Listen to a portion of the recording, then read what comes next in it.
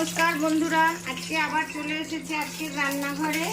আমি একটু পটল পোস্ত করব। পটলটা আমি বড় বড় করে কাটিনি, এটাকে আমি 4 টুকরো করে কেটে নিয়েছি। একটু আলু কেটেছি আর একটু পেঁয়াজ কেটেছি, আর এখানে পোস্ত বাটা, লঙ্কা, জিরে সব বাটা দিয়ে হলুদ দিয়ে একসঙ্গে করে রেখেছি। তা আমার তেল গরম হয়ে গেছে, একটু কালো জিরে দিয়ে দিচ্ছি। আগে একটু আলুটা আর পেঁয়াজটা দিয়ে দিচ্ছি। এটা একটু ভাজা ভাজা হতে থাকুক।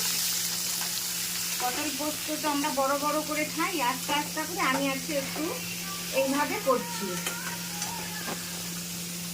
তোমরা দেখতে থাকো। আর এখানে পেঁয়াজ, মসুরের ডাল, পেঁয়াজ দিয়ে আর রাঁধুনি সম্বাদ দিয়ে রান্না করছি।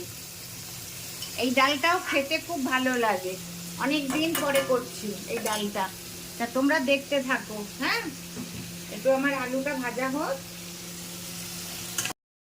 আমার আলুগুলো আধা আধি ভাজা হয়েছে, এবার আমি পটলগুলো দিয়ে দিচ্ছি। মেয়ে বলছিল যে গোটা গোটা, আমি না গোটা গোটা তো খেয়েছিস, আমি আজকে এইভাবে রান্না করি, দেখ কেমন লাগে। আমি কোনোদিন পোস্ততে পেঁয়াজ দেইনি, আজকে আমি একটু পেঁয়াজ দিলাম, দেখি কেমন লাগে খেতে। দেখো, তা তোমাদের কালী পুজো কেমন কাটলো? কালকে তো ভাইফোঁটা, দুঃখের বিষয় আমার কিন্তু আজ এবার ভাইফোঁটা নেই। আমাদের বাপের বাড়ি ওষুধ চলছে, এই জন্য এবার ভাইফোঁটা নেই, তাই খারাপ লাগে। আর একটু হোক এটা।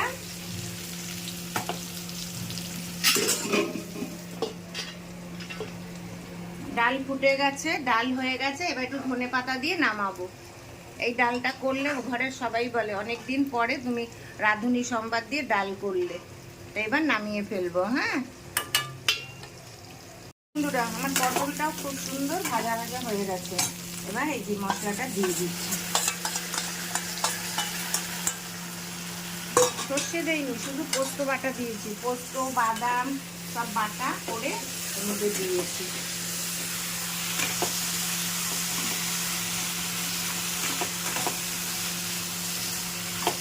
একটু জল দিয়ে দেবো, এখন না একটু পরে জল দিয়ে দেবো, অল্প জল দেবো, দিয়ে এটা পিষে করে নেব।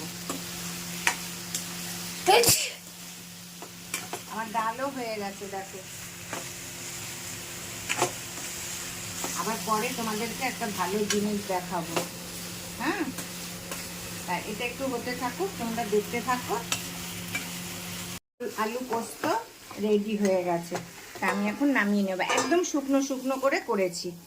এরকম তো তুমি আগেও করতে। হ্যাঁ করেছি, কিন্তু পেঁয়াজ দিয়ে করিনি তো, তাই আজকে আমি এইভাবে করলাম, আস্তে আস্তে করেছি।